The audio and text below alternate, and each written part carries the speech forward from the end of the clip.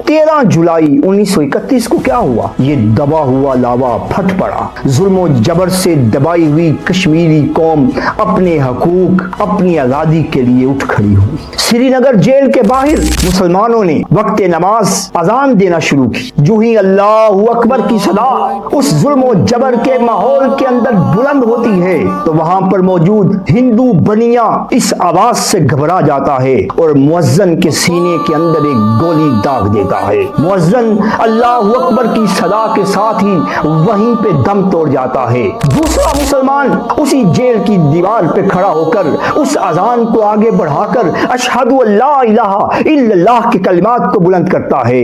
बनिए हिंदू मक्कार की दूसरी गोली चलती है और वो दूसरा मुसलमान भी उसी मौके पर शहीद हो जाता है। तीसरा मुसलमान इस शहादत से, इस जुल्म जबर से घबराता नहीं है। वो फिर आगे बढ़कर उस उलूही कलिमात को मुकम्मल करने के लिए जेल की दीवार पे चढ़कर अशहदु अन्ना मुहम्मद रसूलुल्लाह की सदा को बुलंद करता है। बनिया मजीद घबरा जाता है। हिंदुओं के तन बदन के अंदर आग लग जाती है।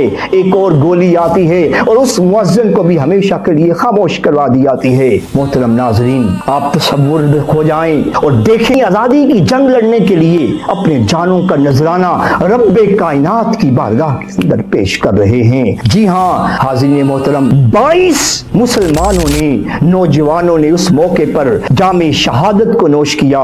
इन 22 जवानों की शहादत हमारे लिए अपने अंदर क्या सबक सोए हुए, इस तमाम तफसील को जानने के लिए लिंक पे मौजूद वीडियो को